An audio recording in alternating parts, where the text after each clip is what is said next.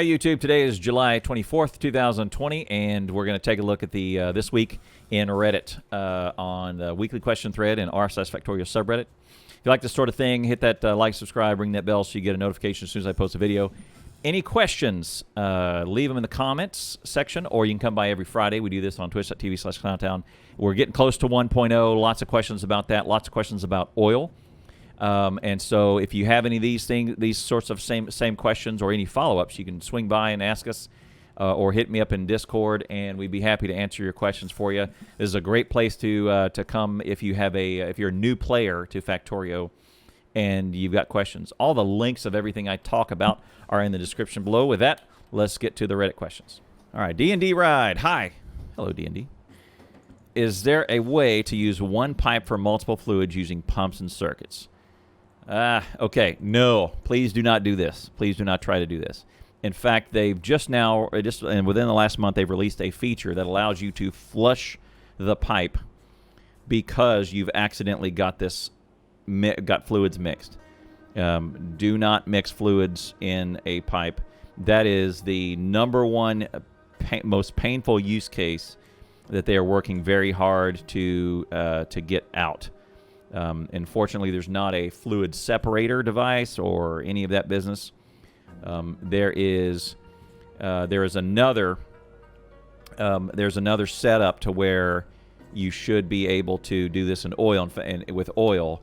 In fact, separation of the 3 oil derivatives in advanced oil is one of the questions we'll have here coming up. So I'd ask you to do something like this. I bet that you're having some sort of trouble with this next question. So D&D, we're going to put a pin in this, and we'll go to that next question. Ytsejamajesty. Is there much practical value in creating a circuit-driven oil refining setup? My basic understanding is that you turn off your light heavy oil cracking until you have an excess of one of those, or lack petroleum, I guess. Yes. That's the goal, is dealing with the excess of the other derivatives that you don't need. But I can't think of any reason why you wouldn't just all have your fluid refining active at all times. You want to have it available at all times, maybe not active. The worst case scenario I can think of is if you might get excess petroleum, but turning off things temporarily will only delay the overload. Yes, turning things off or tanks, they only delay the problem. Adding more tanks only delays the problem. They don't solve the problem. And petroleum overload is the least likely overload to hurt your supply chain anyway. Yes, because plastic and sulfuric and sulfur and all the other derivatives boiled down to petroleum is really what you want. It's the most useful of the 3 derivatives. Is there some marginal benefit I'm missing here? Are circuit pump setups for oil just an aesthetic thing? No, they are not. Okay, #1, use advanced oil. So what we're going to do is we're going to take a look at that, and we're going to use advanced oil only. That's where you want to go. That's what you want to get to. It's the most efficient. It has the byproducts that you're going to need. You're going to need rocket fuel for the rocket. You're going to need lubrication for belts and for electric engines. So really the way forward is through advanced oil. So that's where you should get your mindset. Plus, as you stated, your excesses of those other 2, the light oil and the heavy oil, should be funneled through cracking down to petroleum, because petroleum you will need the most of for plastics and for sulfur. So let's go to a use case and take a look at that. All right, so here is a very simple oil setup. So you'll notice there are no combinators in here, so you don't necessarily need circuits, but you will need signals. So there's a difference. So that's why I've titled this one Simple Signals. So when I mean simple signals, you're going to send a signal from one entity to another entity. One entity is storage, which is the tank. The other entity is the pump, which is what's going to take the action. It's an on-off, right? So another type of simple signal is this, where a inserter to a chest, where the storage is the chest, the inserter is the actor, right? So that's what we're talking about here. There's no combinators. There's no logic needed necessarily, or there's no advanced logic, we'll call it, right? So all we're really doing, there's 2 signals that you need to look at here. One is light oil cracking, this way, heavy oil cracking down here. So I'm going to go ahead and start the process by hooking up this oil. So now, as you can see, we've got advanced oil, and I've beaconed it and put a bunch of productivity modules in here to advance everything very quickly. That way, ordinarily, as you're first starting off, you probably will not have beacons. You won't have modules when you first get advanced oil. So this will take some time to develop, but I've beaconed it so that we can kind of speed up the game and see what happens very quickly. So let's go ahead and turn this on. You can see this is immediately going to be processing all three of these. And what I've got is that all of these derivatives go off and they are stored in these tanks. So dealing with the first one is petroleum gas. All right. Petroleum gas is going to push off downward into here, and it's going to be pulled in by plastic. What I may do in this case is I might actually go ahead and make some more plastic out of this. By the way, this is creative mod. This is better. This is just straight up better than the in-game editor, and I prefer this. But let's count this as the #1 use case. You're gonna most of your petroleum gas is gonna go to plastic, right? So what you need to do then is you need to deal with the light oil here and the heavy oil here. So these are going to store up, and what I'm going to do is I'm going to set these. A tank is 25,000 units of fluid, and what I'm going to do is I'm going to go ahead and set that to say anything over 25 is going to go get cracked up here to petroleum gas, because look, we're using up every single bit of petroleum gas possible, and we need to make sure that we need more force through there. But we want some light oil because we're going to need it for solid fuel, and as a result, rocket fuel. So we're going to go through here. There we go. So we're using up as much of this light oil as we can. So we're going to watch the volume here. It may be too much, but look at that. We're 7.1, barely ticking up to 7.2, etc. So this is kind of what you want, is you want to use up as much of this. It's going to go to solid fuel and eventually rocket fuel. But at some point, this is going to be it's going to be too much. It's going to hit 20. It's going to hit max out here, and then this oil will stop. Same thing here. And I may take some of these. Oh, some of these beacons don't have modules. So we'll go ahead and slow this down, so that this will eventually rise up to higher quicker. And we're going to go ahead and pump with no signal up here and do lube. So here's what we want to do. You want to have one pump that goes to what you want out of these elements. So the pump that is not signaled is going to run all the time from light oil is going to be the one going to solid fuel. The one that is signaled, that signals the overage, anything over a certain amount in this tank, is going to go to cracking. Same thing here.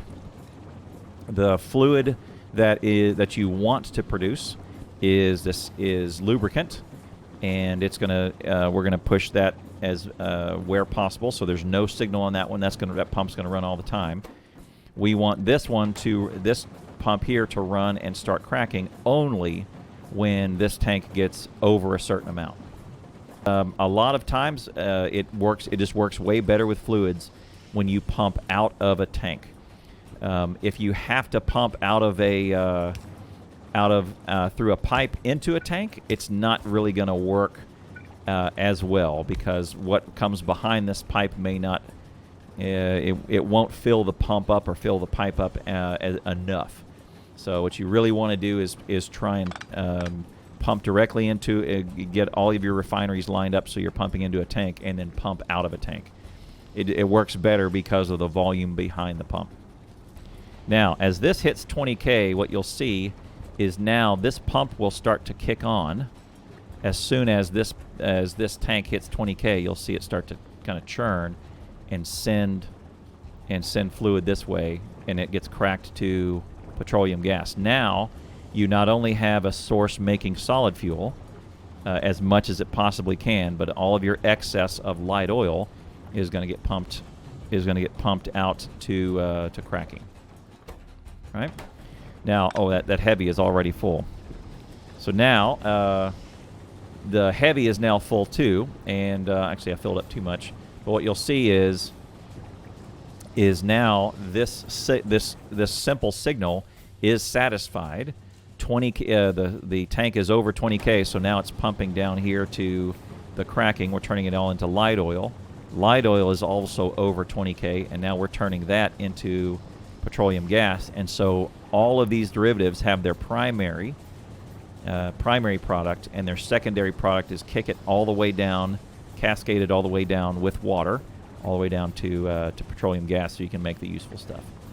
So notice two things. One, there's no combinators in any of this, just a wire from a pump to a tank.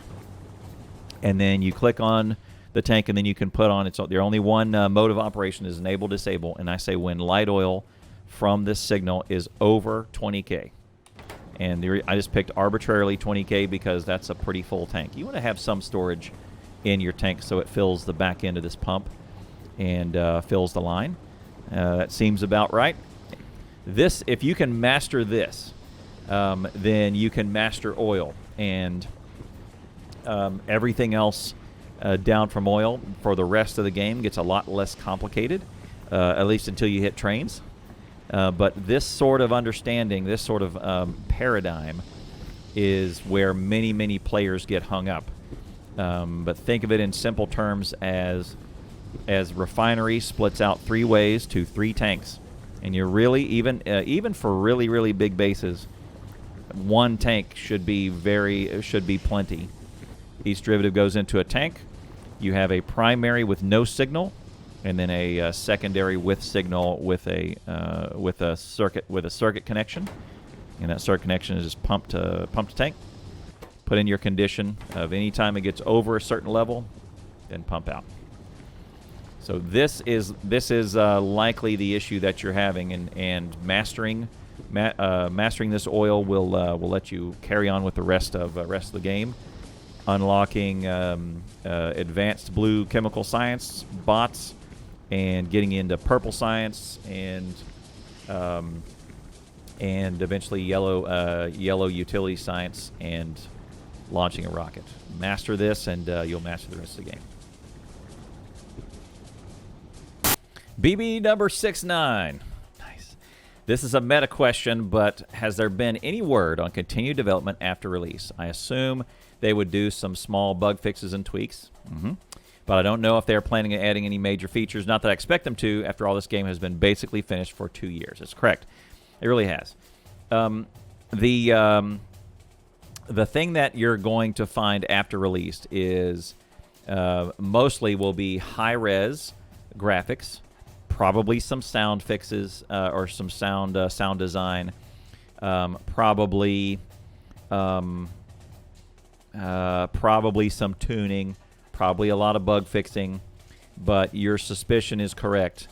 I would not see a whole lot of anything coming after 1.0. As we saw in the FFF today, they said that 1.0 will have the release of the crown jewel of graphic updates, which is the nuclear detonation. That explosion graphic will be in 1.0 and will be released. I expect the blueprint library will come before that in the next week or so. And but otherwise, science is done.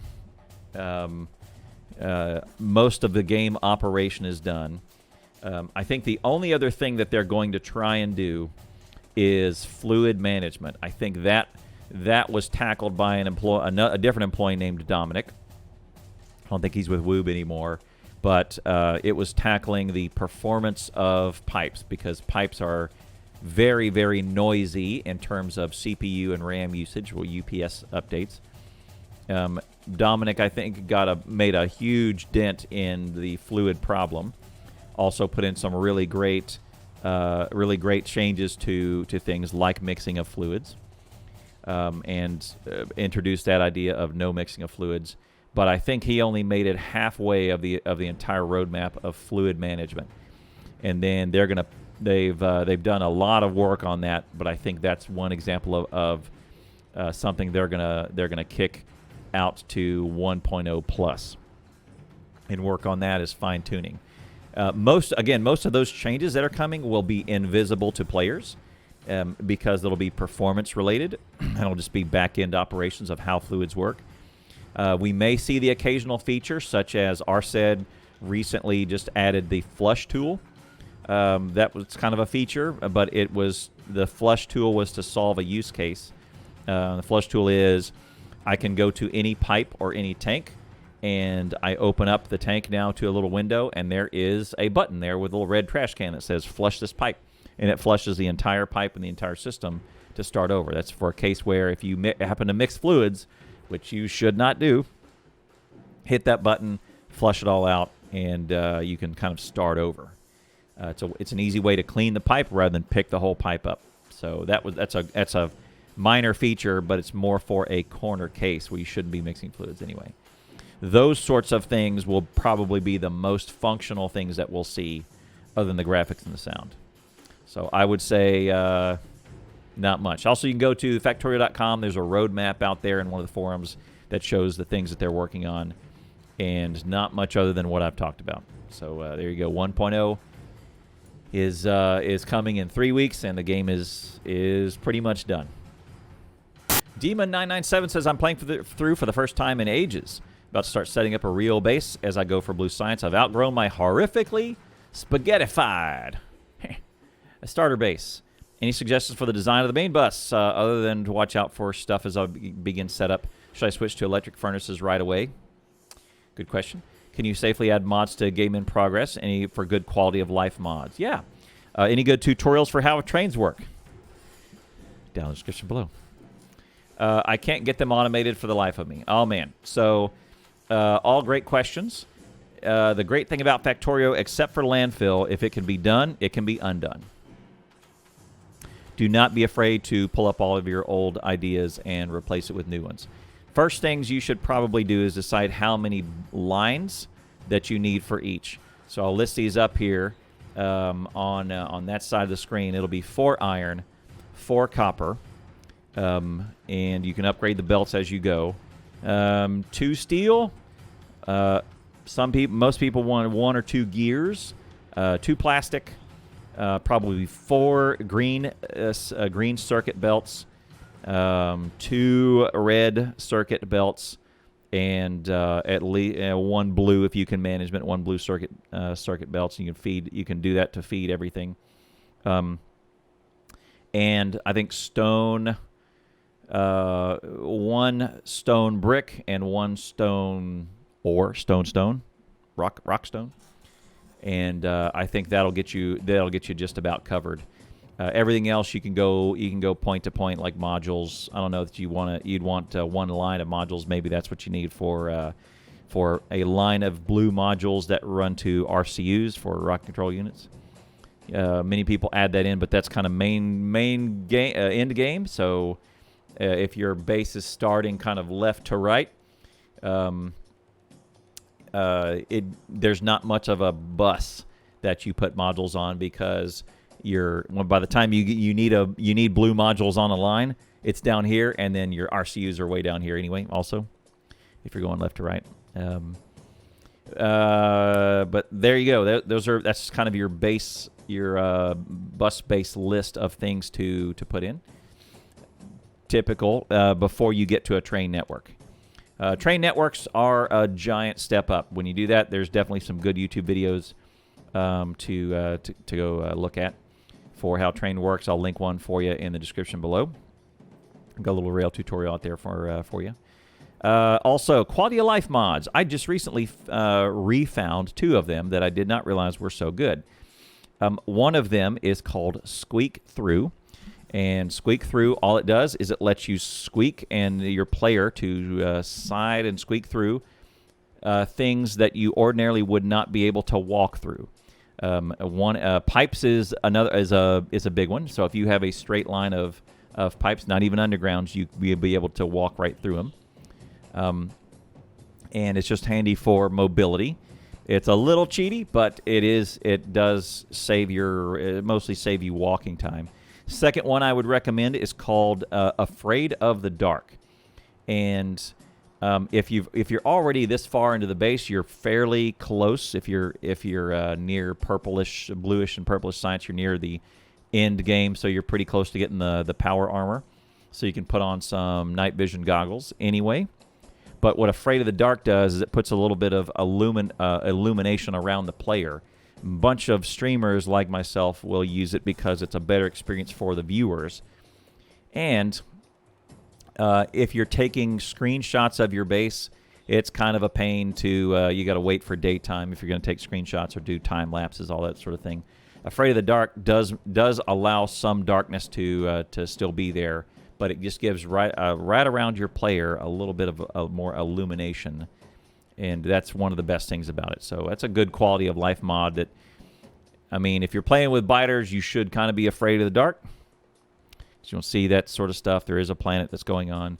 But pretty much once you get power armor and night vision goggles, that the night-day cycle is kind of over, unless you're doing solar. But it won't affect much of anything.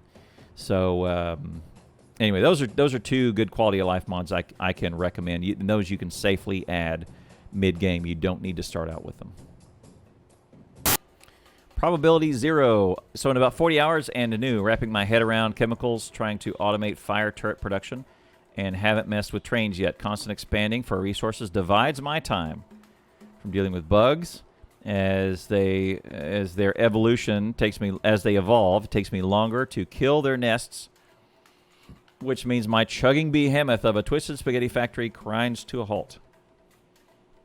My question is there any way coming up near me in tech that lets me indirectly deal with nests? I've heard of tanks and nukes. Try not to look up anything to spoil the experience because I'm having a damn good time. Good. Really absorbed the constant expansion and expansion need, and bugs are grinding me up. Tell me there's howitzers or fuel air bombs or something. Flamethrowers are great. Rockets, you should have rockets pretty soon if you're chemicals and that sort of things. If you're around chemical science and you have military going, should be able to have explosives, which should get you some rockets. Rockets are really good. You need a rocket launcher. That's the easy part of it. Getting the explosive rounds for them is a little bit harder. But do that research. The other one is flamethrowers. And the best defense likely in the game until you get to massive power and lasers is fire, is flamethrower turrets. So give me, let's go ahead and switch over to a quick demo, and we'll see exactly how deadly flame turrets are. I've built some artillery, and these things shoot out. This is kind of some in-game stuff. There are some, there's artillery coming. It's way later. We won't show you the artillery or how to make it or any of that business. The only thing I will show you is that these flame turrets, which you should be able to research right now, they're running on light oil, is in these tanks right around it.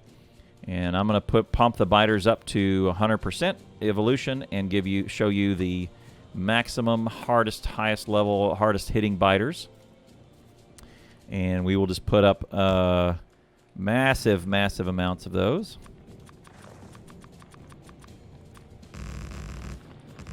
And this is pretty horrific for anybody to see outside their base. This is several. We might say that the amount of biters that I'm putting out here is hundreds of nests.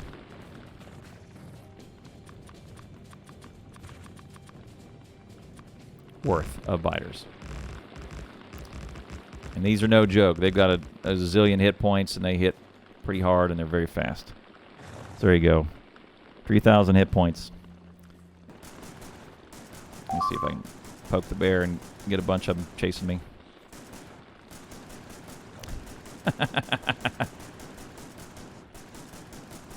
Come on. Nice. Look at this.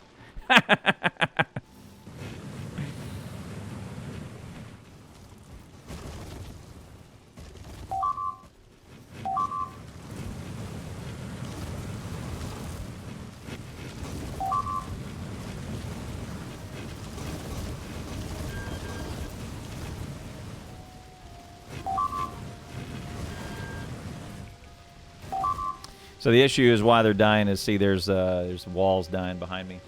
And then the bots run out there, and the bots get caught on fire, or they get hit by a biter. That'll happen. See, and the torturous path is pretty good. The 2 walls apart is for the medium and small biters, and or the 1 wall apart is for medium and small. The 2 walls apart is for the large. But this is a good good way to do it. Did I let one get away? Oh, there's one.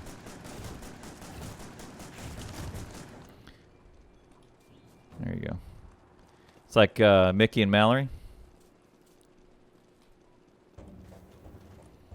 All right, there you go. So that's a quick demo of the power of the flame turret. So invest and give it a shot. jdgordon says, has anyone done a rocket with the lowest total power usage challenge? That's interesting. I was thinking about trying something like that last night, but I'm not sure about the target. My plan was to create something like only allow a maximum X total power generation capacity, maybe like 10 megawatts, and some limit of accumulator capacity needed to run the entire factory to a rocket or space science, or for space science get going. That is a great, it's an interesting challenge. It would just have to go super slow, right? Because you would really need to either have a lot of power stored, because I think the rocket itself needs 4.8 megawatts. I can't remember offhand, but it's quite a bit. So that would have to run, but it would run super slowly, powering all the other stuff. The oil refineries take up are a bunch of power. You may even stick with some of the lower level assemblers, the assembly machines. Yeah, you would have to handcraft everything that you could possibly handcraft, right? So all of the derivatives, the quick stuff like gears and coils and sticks, and all of that you would want to handcraft. You could also use as many burner miners as possible, inserters as the base grows. Inserters as the base grows is a very is a pretty good chunk of everything. So maybe you have burner inserters everywhere. The problem is fueling them. You may have to run through and load a bunch of, say, solid fuel into them. You would definitely try and rush to efficiency modules, so that you'd handcraft efficiency modules and put them into the assembly machines, and in the miners too, if you were using electric miners. Yeah, and maybe you would just use burner miners for everything, and you wouldn't be able to do any sort of efficiency or any sort of modules at all in mining, because you'd want to use burner drills instead.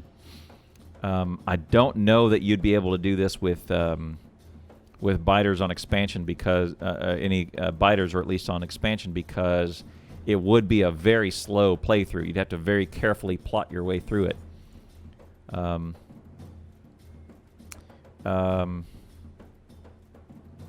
it's a good question. I think it can be done. I don't have a ton of motivation to do that, but you would have to. Yeah, you'd have to rely on so much handcrafting. It's kind of the opposite of Lazy Bastard Achievement, which is Lazy Bastard Achievement is minimal handcrafting. This one is maximum handcrafting. Anyway, it's a good question, and it's worth thinking about. But efficiency modules, handcrafting, and burner everything. That's my suggestion. Hit literally literal. Is there a way to see how many biters you killed without dying? Yes. Should have it in the pollution tab, maybe? Yeah, in version 18 that has recently changed. You can go up here to where you're in game. You hit the P button, is the default for the production window. Up here at the top, you have your items, fluids, buildings, etc. And we'll adjust the time scale, and I'll just do all time. There's your what's putting out your pollution and all that business. Here's your tab is kills, and you can see everything that you've killed. And this is my I guess my military testing ground. So I've killed a lot of these, but it's the behemoth biters. You can see the number the number you've killed plus how many per minute that you've killed over time. And even on the same menu, it shows your entities that have died too. So 1,000 bots, some rails, some wall, etc. These are actually, I created these as enemies and I killed them off. But these are losses is your side, kills is the enemy side. But yeah, in the production menu where you just hit P and you go up here, it's in the kills tab. Alfredslovesong. Okay. So I've only ever used the main bus strategy in any of the playthroughs. Once I hit the final science on my current world and really got things rolling, I'm planning on considering everything I've done so far as a bootstrap and transitioning away to a train world setup. Good. If you're going to expand the base. I get the basics of trains and junctions and everything, but my hang-up is where do I start? The starting process is always so daunting because I'm constantly thinking about how I'm able to scale it up in the future. So you have a good video that shows the initial setup process. Yes, there's plenty of good videos out there. The first thing you'll want to consider when you do this is your train size. And there's a couple of different suggestions that I have. We can go to a video and look at that. But second thing that you'll want, the second thing that you'll probably want to do first, or you want to do the next step is to remove your smelting from main base and smelt off base. That's one of the most logical steps to get this started. Copper is usually one of the easiest ones to where now instead of mining copper near where you started and then pushing those to furnaces and having it come out copper plate, start by transitioning your copper away from smelting on base. Smelt copper at where you mine it as remote and train it in. And then if you want to do a city grid of some sorts, then you'll want to measure that out and try and figure out how big you want the grids. There's lots of discussion on that. But then also decide things like, do you want two-sided trains or one-sided trains, right? Can trains go in either direction? Advantage is you can pull into a station and pull back out. If you don't have that, then you need loops, and you need to provision loops so they can turn around. Otherwise, they should be able to stop and turn around. All of those things that you kind of need to decide on what type of base that your train base that you're going to do. Also, you can look up, do some Googling on left-handed drive and right-handed drive. There's two equally passionate crowds on either side that will tell you one is better and then the other, and the other ones are a bunch of and the opposite side are a bunch of crazy Kool-Aid drinkers. Humans like to divvy up into teams and tribes and war against other tribes. I don't know what to tell you, man. It happens even in the Factorio world with left-hand drive and right-hand drive. Sort it out for yourselves. You can. There's advantages, disadvantages to other ones. My chat's about to trip out, right? But all of those things you should consider before you start. And then once you start, same thing. Also, don't be afraid to even if you start with your trains, don't be afraid to rip it up and do it again. I would also, so those are the things you need to consider. I'll give you some recommendations. One, do so. Go grab a video and look at how to signal up trains. Use stackers. Stackers are a great way to pull trains off of the main line. I have a stacker video, or I have a train video in my in the link below, or in the description below. I can link for you. It shows you how to use stackers. Also, do not name stops the same name. So if you have 3 different copper mines, do not name all of them copper mine. and try that. That creates a lot of problems. That's my recommendation for you. You can. You're going to have a bunch of problems because then you got a circuit to turn the stations on and off. Name it instead. Instead, just name it Copper 1, Copper 2, and Copper 3, and put trains to all of them, and then move trains around yourself. And then the number of trains that could possibly go there are set by the stacker size. That is the cleanest way to do train demand. Instead of doing this on-demand type of system, you got to be you need to have some advanced train skills to be able to do that successfully. There are some ways to do it. Hafala's and Hafala's Trains Network does it very well, but that's for very, very advanced playthrough and advanced train operation. I don't necessarily know how to set that up from scratch, but I know he does it very, very well. Also, one other tip when you do this, don't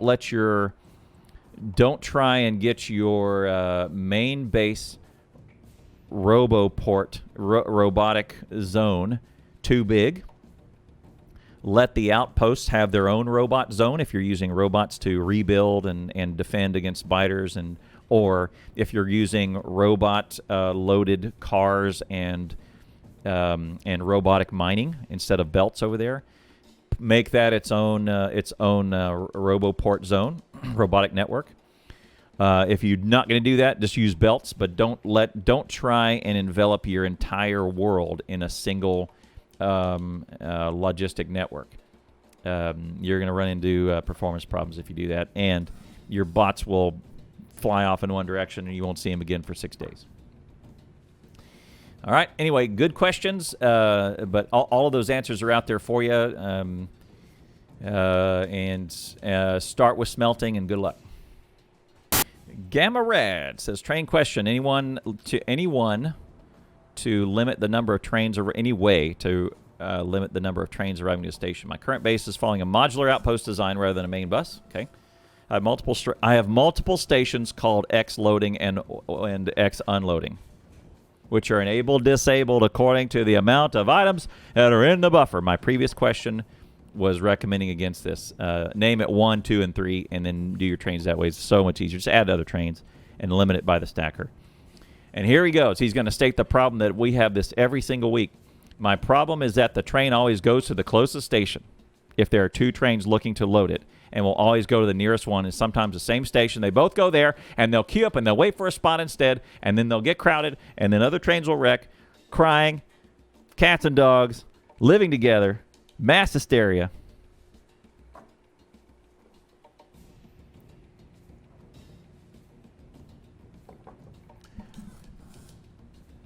Name them. Okay, here's your thing. Here's your solution, Gamma Red. Name your outposts Copper 1, Copper 2, Copper 3, and put unique trains to both of them. And then the number of trains are limited by the ones you assign, and the maximum trains are what your maximum number of trains that a station can hold is the stacker plus 1 that's doing its loading. That's it. That's the way you do it.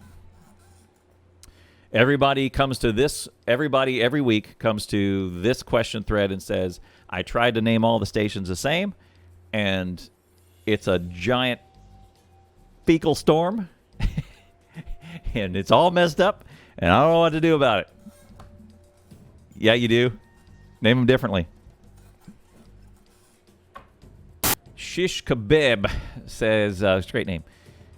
How do robots decide which storage chest to put things in? Often I have a case where I tell them to deconstruct something and they take it to chests on the other side of the map instead of ones nearby. Okay, good. That's an easy one. First off, it'll go to yellow chests by default. And if you're telling it, say, to pick up a railroad track and put it away, the next, what it will do is it'll look for another yellow chest, a storage chest that has rail in it, and try and put more rail in it. So it tries to keep things common. If it doesn't find any, it'll go to the nearest. Okay, so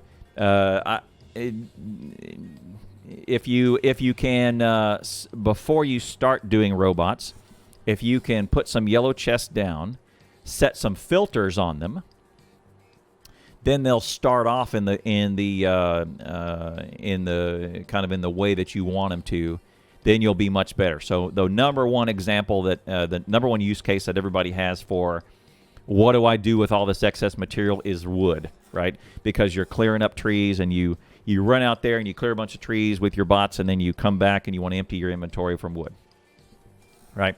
So before you start using bots, as soon as you unlock yellow chests, make a couple yellow chests, put them down, filter them with wood. This is before you build bots. And then you can have them inserter pushing into a boiler or pushing into a string of boilers and burn it up. And that's a great way to deal with wood. But set those filters first. And then before your bots get going crazy. You can clean them up later on. You can request them and put them in. You can do some cleaning stuff. But the way to do that is to kind of set some filters, and then you'll get started on the right foot. Otherwise, the bots do a decent job of looking for commonality in terms of storage and where to pull from. Question 2 is there a way to tell your personal robots to build something rather than the bases? Okay. If I place the blueprint down and I have all the bits on me, so does the base. Often the system will dispatch robots from far away to get the materials and put it down. If no way, is there a mod for it? Okay. The only time that'll happen is it tries to prioritize your bots first. But either, the two things you said, if you don't have enough bots or you don't have enough material, then the base will come in and try and fill it in. Also, maybe that you don't have enough roboports to support those bots. So if I have 2 roboports and the roboports support 20 bots each, but I have 50 robots in my hand, but enough roboports to support 40, only 40 are going to go out. Right? So then you say, look, I put a blueprint down for 45 things, and I've got all the material. Well, 40 things are going to go out, but then the base is going to get called for 5. One other way to do it is to just cut the base from having any construction bots and do it all personal robots. That's actually a very good strategy. Many of us do that specifically in multiplayer, as we rely, as a lot of times we'll remove almost all of the bots out of main base. Sometimes we'll use it for concreting, because we'll have a zone that we want concreted, and we'll set all that up, throw the bots in, and let the concretes run for an hour. But for main base, a lot of times we start pulling construction bots out of the network, and we rely on our Mark II armor and our personal bots to go build stuff that we want to build. And it makes things cleaner that way. Right? There is another follow-up question I want to hit. He says, okay, awesome. So he gets his question answered. Why not have a gigantic base-spanning logistic network? That is a great question. The answer is performance. The larger your logistic network, the more items, the more entities in, the more it has to deal with, and your performance is going to go into the turlet. Also, if I have some bots that just made an operation on the eastern edge of my base, and I'm over here on the western edge of my base, of course that's opposite of the camera, but and I do an operation here, it's going to take 6 days for that bot to get all the way over here and charge and all that. It's going to use up power. It's going to use up UPS. Try not to make it too big. Main base is a typical one, but think about separating out your logistics networks for performance time, for performance reasons. You can also set up two logistic networks with one space in between them, and then have inserters pass to and fro. It's also one, and you can control the inventory that way, and you control the bot operation in each one. We've done that before. But otherwise, you're asking all the right questions. Bots are a great part of Factorio, and they add a lot of new features and a lot of new abilities that you didn't have before. They do introduce some questions and some complexity that you do have to deal with that you didn't necessarily have to deal with the straightforwardness of linear belt thinking. Right? So good job. Keep going, and good luck. Fluttershaft says, I'm using circuits to control cracking in my game, but was thinking, can you do this without circuits, like this? And he says, do pumps here work like splitters? So here's his message. This is similar, But look here, he's got some, this is one we just went over, he's got some pumps going into machines.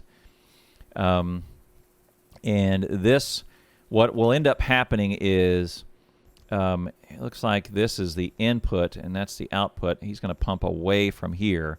What he's essentially doing is he's using this one square as a storage tank instead of using the storage tank as a storage tank.